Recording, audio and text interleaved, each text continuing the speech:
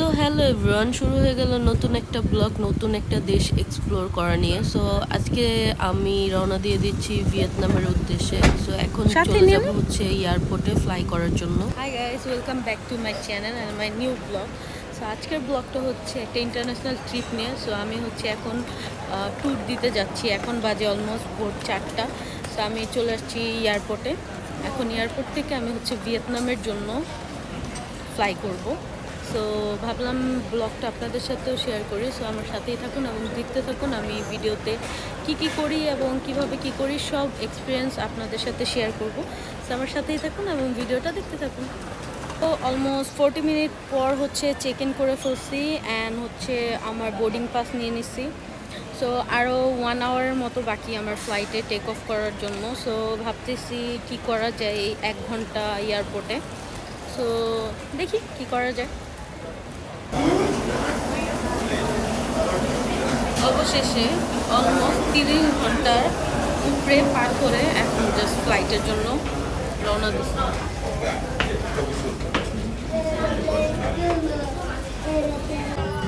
So finally হচ্ছে প্লেনে boarding করে ফেললাম। তো এখন জাস্ট ওয়েটিং হয়ে যাওয়ার জন্য। আমার সাথে যা হলো এয়ারপোর্টে, আমি আশা করি আর কারোর সাথে যাতে এরকম না হয়। খুবই বাজে একটা ফিলিং। বাই বাই, দেখা হচ্ছে আবার ভিয়েতনামে। সো ফ্লাইট হচ্ছে টেক অফ করে ফেলছে অ্যান্ড আমি অনেক উপরে আকাশের মধ্যে যাচ্ছি। সো এখানে হচ্ছে অনেক মেঘ ছিল। আমি জানি না মালয়েশিয়ার আকাশে এত মেঘ কেন, বাট মালয়েশিয়ার আকাশে অনেক মেঘ থাকে, যার কারণে মানে প্লেনে অনেক ভয় লাগে আমার কাছে। অ্যান্ড দেখতে দেখতেই হচ্ছে আমরা হানয় এয়ারপোর্টে ল্যান্ড করতেছি। সো হানয় এয়ারপোর্টটা দেখতে আহামরি তেমন বড় কিছু না, বাট নর্মালি টুকটাক ভালোই আছে, খারাপ না। কিছুক্ষণ আগেই হচ্ছে ভিয়েতনামের এয়ারপোর্টে চলে আসছি। আর আসার পরে এখান থেকে হচ্ছে অনারেবল ভিসা নিব, এই জন্য এই ফর্মটা নিয়ে নিছি। তো এই ফর্মটা নিয়ে এটা ফিল আপ করতে হবে অ্যান্ড ফিল আপ করে ওদের দিলে আর ছবি দেওয়ার পরে হচ্ছে ওরা পাসপোর্ট নিয়ে স্টিকার দিয়ে দেবে। এখন লাইনে আসি, স্টিকার ভিসাটা পেলে আপনাদের সাথে শেয়ার করব।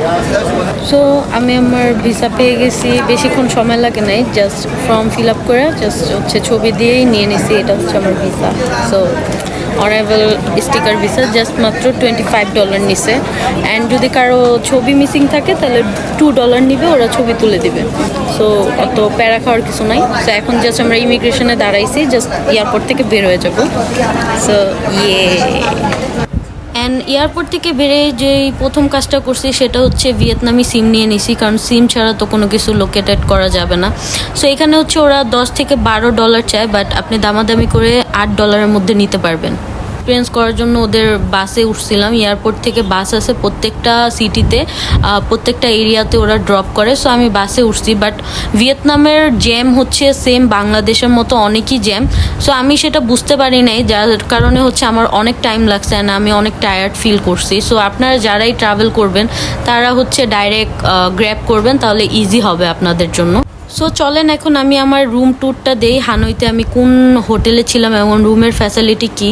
অ্যান্ড আমি এখন যে রুম ট্যুরটা দিব সেটা অনেক ভালো ছিল, দেখতেই পাচ্ছেন আপনারা। এখানে অনেক ফ্রেশ অ্যান্ড এনভায়রনমেন্টও অনেক কাম এবং সব কিছু গুছানো ছিল। বাট মেন ফ্যাক্ট হচ্ছে আপনি হানইতে খুব ইজিলি হোটেল পাবেন না, পাবেন বাট আপনার মন মতো পাবেন না, কারণ ওদের রুমগুলো অনেক ছোট, ওদের বিল্ডিংগুলো অনেক ছোট ছোট। সো এনভায়রনমেন্টও তেমন একটা ভালো লাগে নাই। সো আমি অলমোস্ট 2 ঘন্টা হচ্ছে খোঁজার পরে হচ্ছে এই হোটেলটা পাইছি, যেটা আমার কাছে অনেক ভালো লাগছে।